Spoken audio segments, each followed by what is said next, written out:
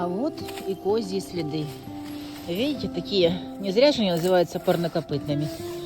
У нас это называется козьи раточки. Ну да, я понимаю, что это не совсем козы, это лесные косули. Ну вот тут они, видимо, где-то и пробегали. И причем наряду с этими следами есть еще и собачьи. То ли собака чья-то пыталась след взять, то ли, может быть, лиса бежала и путала свои следы с козьями. Вот такие они, козьи следочки.